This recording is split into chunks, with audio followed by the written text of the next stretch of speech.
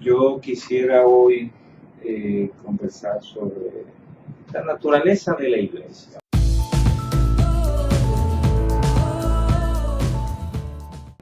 Tenemos iglesia por todas partes y hay que reivindicar qué pretendía Jesús con la iglesia.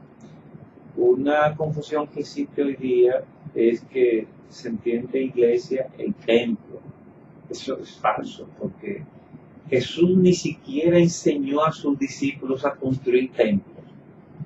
La idea de templo vino después de Constantino. Jesús no habló de templos. Jesús habló de construir nuevas personas, arrepentirse para llegar a ser nuevas personas. ¿Qué es la iglesia entonces? Si no es un templo, ¿qué es lo que Jesús quiere llamar cuando dice iglesia? Bueno, la palabra está en Mateo, cuando Jesús le respondió a Pedro, yo también te digo que tú eres Pedro, y sobre esta roca edificaré mi iglesia, y las puertas del Hades no prevalecerán contra ella. Pedro es una piedra, pero una piedra pequeña, y Jesús le dice, sobre esta roca, o sea, tú vas a ser parte de esa piedra, pero no eres la piedra central.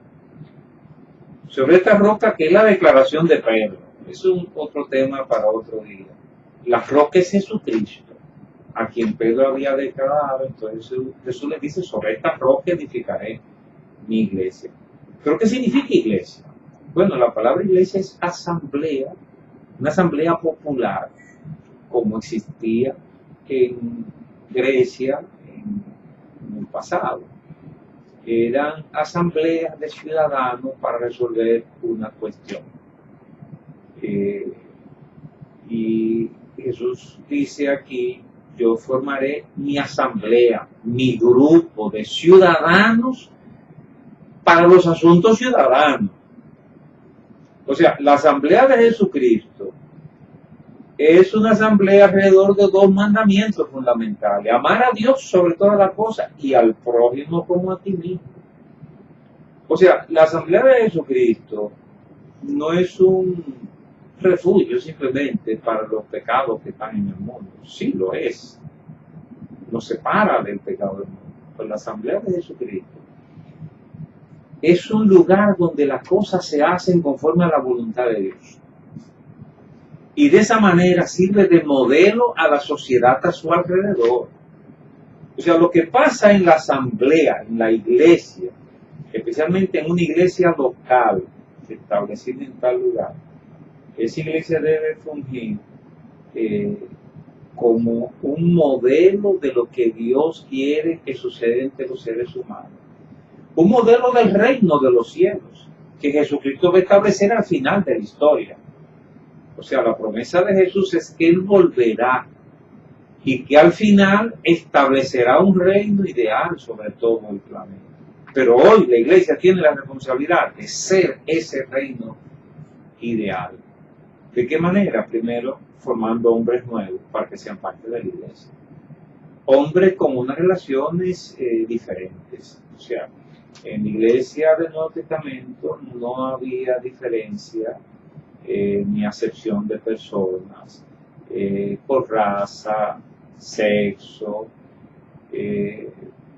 clase social, ni por otras diferencias humanas. O sea, en la iglesia del Nuevo Testamento todos se trataban como iguales. Ahí había, o sea, la iglesia no enfrentó, por ejemplo, la esclavitud, el régimen de la esclavitud. Habían creyentes que tenían esclavos y esclavos que eran creyentes. Pero cuando venían a la iglesia, dentro de la iglesia eran iguales. Eso está muy claro en algunas epístolas. Pablo especialmente puntualiza eso. O sea, que en la iglesia amos y esclavos son iguales. Ahí no había sillas especiales para nadie. Ahí no había ropa especial para nadie. Ahí no había privilegio para nadie. Todos eran hijos de Dios. En la iglesia primitiva tampoco había diferencia entre hombres y mujeres. Eso fue una revolución que hizo el cristianismo. En la época de Cristo, las mujeres no iban a las reuniones públicas, ni las mujeres iban al templo siquiera, eran los hombres los que iban a los actos públicos. Las mujeres estaban para atender a los niños y para las tareas en la casa. Pero el cristianismo introduce un espacio, la iglesia, donde las mujeres estaban al lado de los hombres. Eso dio lugar a problemas que veremos otro día. ¿Verdad? Que algunas mujeres sobrepasaron, querían imponerse, algunas mujeres vivían con un bochinche ahí hablando mientras otros hablaban, y Pablo tuvo que poner algunas reglas, pero en general estas mujeres desde Pentecostés oraban, profetizaban y participaban de las reuniones. Eso está muy claro en el Nuevo Testamento. Las mujeres profetizaban, algunas fueron reconocidas como diaconisas, es decir, que tenían una posición de liderazgo. Y en un caso, hubo mujeres que, en algunos casos, hubo mujeres colaboradoras en el ministerio apostólico. O sea, no ayudantes, sino colaboradoras, que eran parte de los ministerios apostólicos.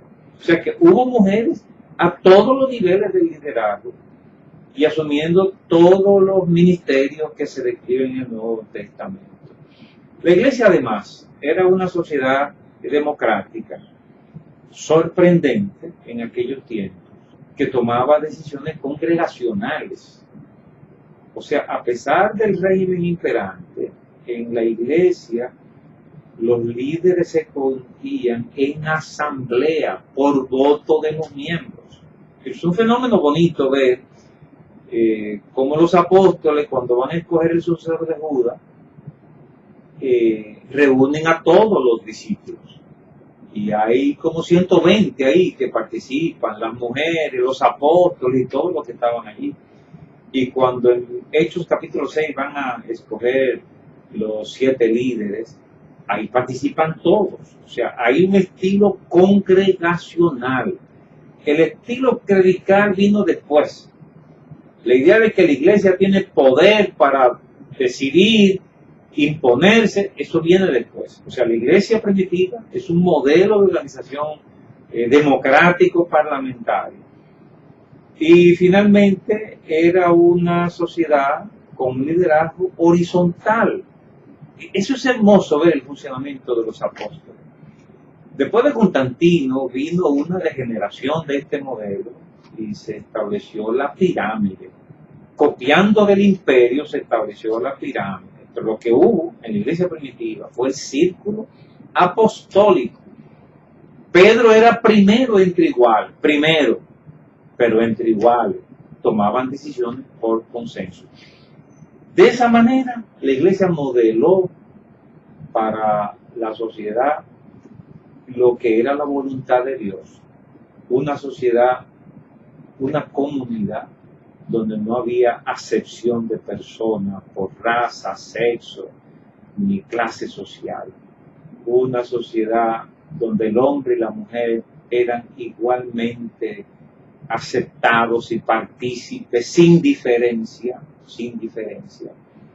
Y una sociedad democrática que tomaba sus decisiones estratégicas de forma congregacional. Era la congregación que elegía a sus dirigentes. Y también una comunidad con un liderazgo horizontal. Uno que fungía de primero entre iguales, pero tomando decisiones por consenso. Eso de un pastor, ley, batuta y constitución, o aquello de un papa infalible, eso vino después. En la iglesia del Nuevo Testamento, lo que hay es un liderazgo colegiado, democrático y igualitario. Y eso como modelo para la sociedad. Precisamente lo que pasó después de la reforma protestante en el avivamiento inglés en Inglaterra, es que el modelo de la iglesia terminó influyendo en la sociedad, y de ahí viene precisamente el régimen parlamentario. herencia indudable de la experiencia en el protestantismo.